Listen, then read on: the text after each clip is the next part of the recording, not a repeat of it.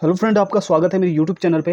तो आज हम बेसिकली बात करेंगे मानचित्रकार के जो 2017 में एग्ज़ाम हुआ था, उसको आज पेपर को सॉल्व करेंगे, देखेंगे किस सब्जेक्ट से कितना आया है। ठीक है, फिर लास्ट में उसका डिकोड भी करेंगे, कितना सब्जेक्ट से कौन से टॉपिक से कितना आ रहा है, उस हिसाब से तैयारी करेंगे, जिससे सिलेक्शन के चांसेस मैक्सिमम चांसेस बन जाएंगे। ठीक है, तो आइए स्टार्ट करते हैं हम। तो हम इसमें पूरी डिटेल से बात करेंगे। ठीक है, तो पहला क्वेश्चन देख लेते हैं। The ratio of M200 grade के लिए कितना हो जाएगा रेशियो। तो यानी कि M20 ग्रेड के लिए 1.5 3 आपके पास इसका आंसर रहता है। ठीक है, और 1 1 2 आपके पास किसका रहेगा, M25 का ग्रेड रहेगा। ठीक है, और 1 2 4 की बात करें, M15 का ग्रेड रहता है 1 2 4। ठीक है, इसको आप नोट कर लीजिए। बात कर लेते हैं दूसरा, यहाँ पे आपको दिख रहा होगा। तो the relationship so V² upon GR is equal to E plus mu किसका होता है, फॉर्मूला पूछा है इसके लिए। ठीक है, तो हम फॉर्मूला की बात कर लेते हैं। तो होता है फॉर्मूला सुपर एलिवेशन, इसमें करेक्ट आंसर बन जाएगा। सुपर एलिवेशन को हम क्या कहते हैं,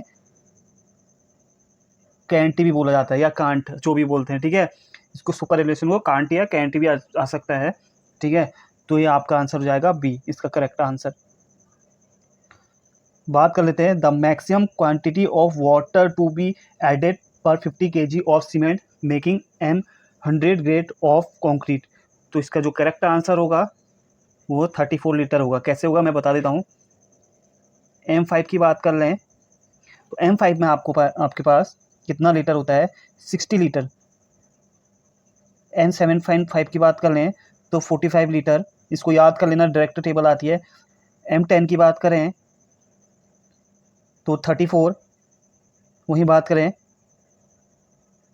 M15 की 32, और M20 की बात करें तो 30 लीटर या 28 लीटर। ठीक है, तो इतना लिया जाता है। इसको आप याद कर लीजिए, बहुत इंपॉर्टेंट टेबल है, पक्का यहाँ से एक क्वेश्चन बनेगा। बात कर लेते हैं चौथा। तो फोर्थ क्या कह रहा है, फॉर्मुलर टेंसाइल स्ट्रेंथ ऑफ पर pitch length of a joint is. तो इसका जो करेक्ट आंसर बनता है P-D into T into sigma AT। ठीक है, इसका जो करेक्ट आंसर, स्टील से क्वेश्चन है आपके पास, मैं ये भी बताते रहूँगा, स्टील से क्वेश्चन है। पांचवी की बात कर लेते हैं, अनविन्स फॉर्मूला। फिर आपके पास स्टील का क्वेश्चन देखने को मिल गया है, 6.05 √T। छठे क्वेश्चन में चलते हैं, CBR कैलिफोर्निया बेरिंग रेशियो। इसको आप सॉइल में भी पढ़ते हैं और आपके पास हाईवे में भी पढ़ते हैं। तो इसका जो करेक्ट आंसर होगा, कई बच्चे या कई यूट्यूबर आपके पास तो इसका जो करेक्ट आंसर बताते होंगे, बी बताते होंगे, बट इसका आंसर जो करेक्ट है ए होगा। ठीक है, जो मेजर ऑफ सॉइल की स्ट्रेंथ को मेजर करने का काम आता है। ठीक है, आपने हाईवे में पढ़ा होगा, फ्लेक्सिबल मत लगा के, ये गलत होगा आपके पास। बात कर लेते हैं 7, canal takes off from ice fed perennial river are known as. ठीक है, एक परमानेंट रिवर, एक परमानेंट कैनाल होती है, एक पेरिनियल कैनाल होती है जो हर वर्ष बह के आती है, जो चलते रहती है, उसे पेरिनियल कैनाल कहते हैं। तो करेक्ट आंसर आपका इसमें सी बन जाएगा। बात कर लेते हैं 8 क्वेश्चन की। The diameter of reinforcement bar is T, the anchorage value. ठीक है, एंकरेज वैल्यू ऑफ हुक। तो ये कई बार यहाँ पे रिपीट होता है, तो इसका आंसर करेक्ट 16D होगा। ठीक है, 16D तो करेक्ट आंसर होगा। देखिए, बहुत नॉर्मल सा पेपर बनेगा इसमें। आप देख सकते हैं, इसका लेवल देखिए, आप चेक कर सकते हैं कितना इजी लेवल है यहाँ पे। बात कर लेते हैं हम, in some case the beam provide above the slab is called. उस स्लैब को क्या बोला जाता है, क्या main beam, T beam, inverted T beam या कंटिन्यूस बीम। तो उस स्लैब को जो बोला जाएगा, उस केस में आपके पास इन्वर्टेड टी बीम बोला जाता है। ठीक है, the pH value of water concrete के लिए जनरली हम कितना लेते हैं pH वैल्यू। तो इसके लिए होता है नॉट बी लेस देन 6 से कम नहीं होना चाहिए। ठीक है, 6 से कम नहीं होना चाहिए, तो इसका करेक्ट आंसर होगा B. The depth of foundation is calculate by using the Rankine formula. ये आप पढ़ते हैं सॉइल में, आप देख सकते हैं कहाँ से आया। तो क्या हो जाएगा इसका, P upon W one minus, तो इसका करेक्ट आंसर जो होगा बी होगा, ठीक है, P upon W one minus sine five upon one plus sine five का स्क्वायर, ठीक है। फिर 12वें क्वेश्चन में आ जाते हैं हम। Vicat apparatus use to determine, Vicat apparatus use to determine बताइए। तो इसका जो करेक्ट आंसर होगा वो कंसिस्टेंसी को देखता है, ठीक है।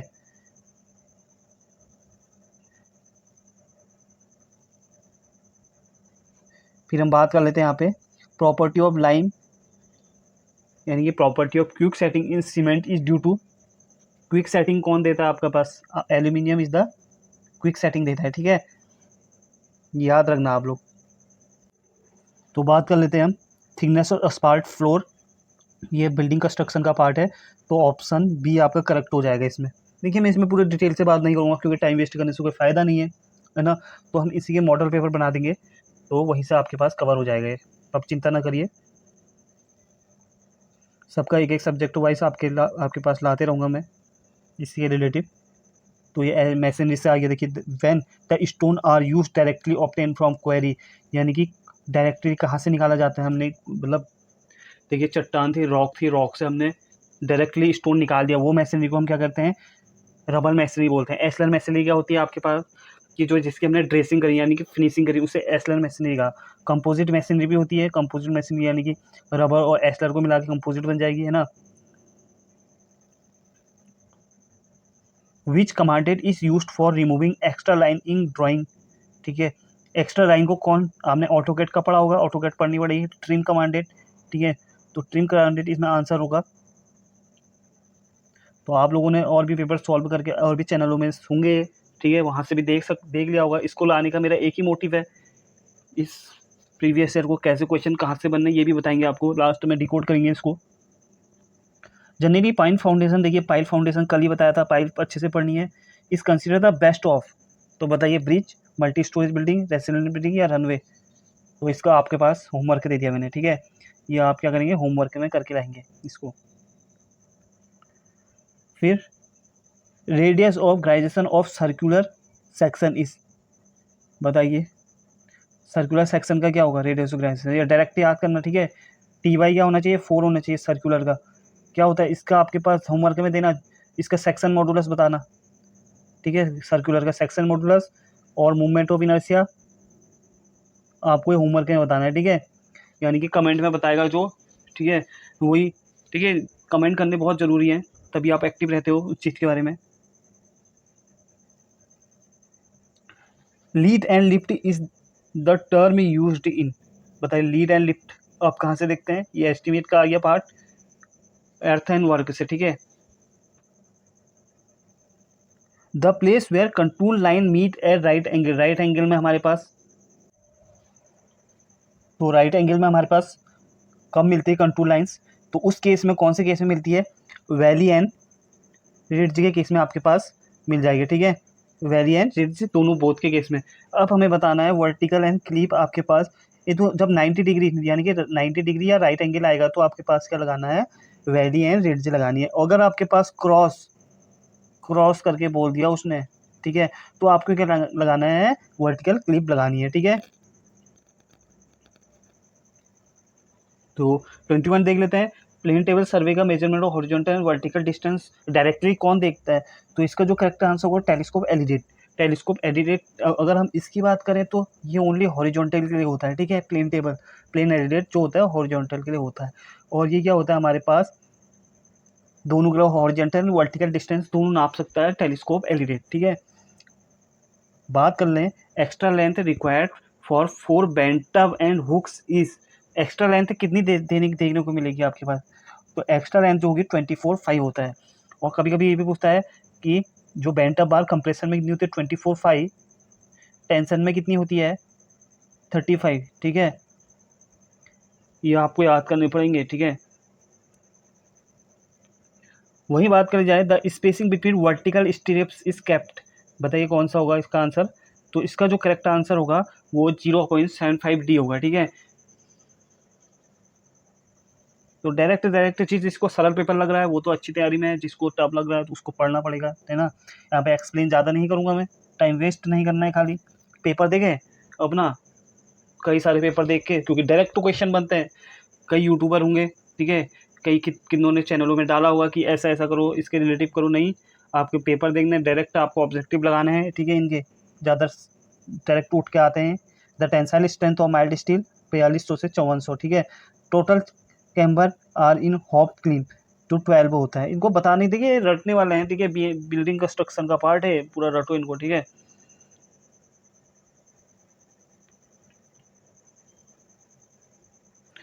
फिर बात कर लेते हैं हम for soundness test. Soundness test आपको पता होगा, है ना। Test of the apparatus is Le Chatelier, किससे देखते हैं, लीच एटेलियर, ठीक है। To make the letter incline alphabet at the following degree angle, बताइए कितने डिग्री के एंगल में लिया जाता है अल्फ़ाबेट, जो हमारे पास जब हम करते थे ईडी में, ठीक है, इतना ईडी में करते थे, ए ऐसे बनाते थे ना कुछ ईडी में, बी सी डी करके, ठीक है। इसका एंगल कितना होना चाहिए, इसका जो एंगल होना चाहिए था, ऑप्शन नंबर डी सही है इसका, ठीक है, 67 से 75। फिर बात कर लेते हैं हम modulus of elasticity of mild steel की क्या होगी, इसकी जो होगी आपके पास डी ऑप्शन 2.1 इंटू 10⁵ न्यूटन पर mm स्क्वायर, इसको गीगा पास्कल में अगर लिखोगे, ठीक है। बात करें the area of any irregular figure of the plotted, ये बहुत इंपॉर्टेंट क्वेश्चन है, एसएससी ने कई बार पूछा है, जूम कर देता हूँ जरा मैं, ठीक है। The area of any irregular figure of the plotted map is measured with, तो बताइए कौन सा होगा, तो इसका जो होगा प्लेनीमीटर। क्यों कहा मैंने, जब भी एरिया की बात करें तो प्लेनीमीटर नापता है, ठीक है। पेंटाग्राफ क्या करता है, कहीं पर भी एनलार्जमेंट दिखेगा आपके पास, उसको आप टिक लगाइए। जो भी क्या होता है ड्राइंग को क्या होता है बड़ा या छोटे करने के काम में आता है पेंटाग्राफ। क्लिनोमीटर क्या काम करता है, क्लिनोमीटर की बात कर लें तो ये करता है आपके पास ये स्लोप, आपने यहाँ पे प्रैक्टिकल भी करा होगा इसका स्लोप, ठीक है। पेडोमीटर आपको पता है कि आपका कदम की गिनती नापता है, ठीक है, सर्वे में करते समय। तो आप देख सकते हैं कितना इजी पेपर है। If R is the radius of main curve and L is the length of transition curve, the shift of the curve is, तो क्या हो जाएगा, शिफ्ट का फॉर्मूला आपने पढ़ा होगा ट्रांजिशन कर्व में, शिफ्ट का फॉर्मूला, तो एल स्क्वायर अपॉन 24 आर, इसमें कहाँ पर है, ए ऑप्शन सही होगा इसका शिफ्ट का फॉर्मूला, ठीक है। बस देखिए यहाँ पे मैंने क्या देखिए कॉमन चीज़ें, देखिए फॉर्मूले बहुत आ रहे हैं इसमें, फॉर्मूले, ठीक है, बहुत ईजी पेपर, आईटीआई लेवल का है, आईटीआई भी दिखाऊंगा आपके पास। On cement concrete road the camber is generally provided, तो क्या होगा इसका आंसर, वो तो इसका आंसर जो होगा आपके, अगर आपको पास, देखिए मैंने एक तुक्का लगाने वाली मेथड बताई थी, अगर आपके पास कुछ नहीं आ रहा है, ठीक है, तो इसमें कौन सा ऑप्शन ले ऐसा, तो ऑप्शन नंबर सी करेक्ट होगा। वैसे तो इसका ऑप्शन नंबर सी करेक्ट है, ठीक है, अगर आपका कुछ नहीं आ रहा तो ऑप्शन नंबर सी लगाइए, वो करेक्ट ज़्यादा 60% आपके करेक्ट होने के चांसेस रहते हैं, ठीक है। अब देख लेते हैं हम इसमें इसका कॉन्सेप्ट भी देख लेते हैं। सीमेंट कॉन्क्रीट रोड के लिए कैम्बर कलर कितना होता है, एक 2% होता है, और एक होता है हमारे पास 1.2% होता है, सॉरी, ठीक है, कितना होता है, एक 2% होगा और एक 1.7% होता है। ये हैवी के लिए होता है, ये लाइट के लिए होता है 1.7, ठीक है। Strength of joint into 100 upon solid plate strength of joint, देखिए यहाँ पे ये भी फॉर्मूला है, ठीक है, फॉर्मूले पे आप ज़्यादा ध्यान देना, ठीक है। तो उसको कहते हैं एफिशिएंसी ऑफ जॉइंट, ये देखिए ये भी सी बना है ना, एफिशिएंसी ऑफ जॉइंट। अब देख लेते हैं हमारे पास कुछ ईडी के क्वेश्चन, ठीक है, ईडी से, इंजीनियरिंग ड्राइंग से। तो स्टोन मैसनरी का इनने क्या पूछ दिया, साइन पूछ दिया है। तो स्टोन मैसनरी का साइन क्या होता है, ऑप्शन नंबर बी आपका सही होता है, स्टोन मैसनरी का साइन, ठीक है, इस टाइप का होगा स्टोन मैसनरी, आप देख सकते हैं इसको। लेंथ और रेवेन्यू चेन, इसमें से 100 फीट, 33 फीट, 66 फीट या नन ऑफ दिस, कौन सा ऑप्शन सही होगा, तो 33 फीट आपके पास करेक्ट आंसर होगा। अब हम याद कैसे करें वो भी ट्रिक बता देता हूँ। देखिए गंटर चेन जो होती है हमारे पास, गंटर चेन ये आ रहा है ना, 6 टाइप का आ रहा है ना, ये जी जी हमारे पास 6 टाइप का बना है ना, तो 66 फीट आपके पास क्या होगी, गंटर चेन होगी। 6 से आ रहा है ना, तो 6 से समझ जाइए, पहला लेटर कोई उठाइए, 6 टाइप का गंटर चेन का है। अब 66 फीट होती है, इसकी लिंक 100 होती है, 100 लिंक, ठीक है। बात करें कुछ सिंबल की, आपके पास ईडी के सिंबल भी पढ़ने पड़ेंगे आपके पास। देखिए, तो सावर हेड पूछ दिया इसमें, ये आपके पास सावर हेड की तरह काम करेगा, है ना, आपके पास दिख रहा होगा सावर हेड।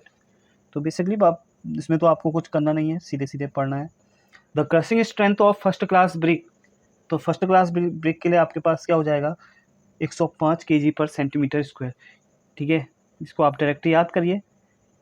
फर्स्ट क्लास के लिए ये, सेकेंड के लिए ये 70, ठीक है, थर्ड के लिए बता दूँ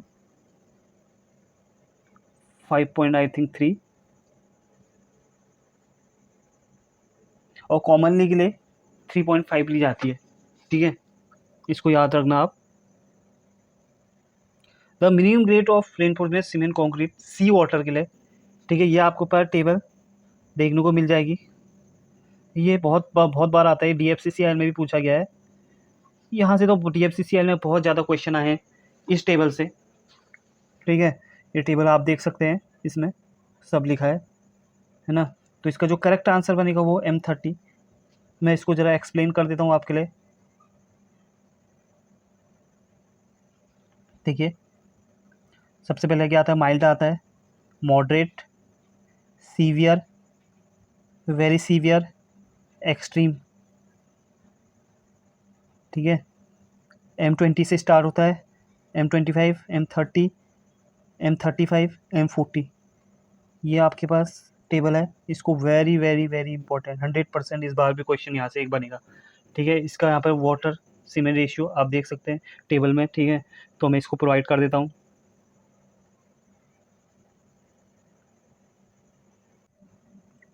तो 38 आपके पास होमवर्क दे देता हूँ। ठीक है, 38 को आप होमवर्क ले लीजिए, क्योंकि काफ़ी ज़्यादा टाइम हो चुका है, 20 मिनट हो चुके हैं, ज़्यादा टाइम नहीं खींचेंगे, फटाफट MCQ निपटाएंगे इनमें। ठीक है, तो ज़्यादा आपके पास टाइम भी नहीं है, 3 महीना है, कई बच्चे आपके पास पढ़ाई कर रहे होंगे, आप भी पढ़िए।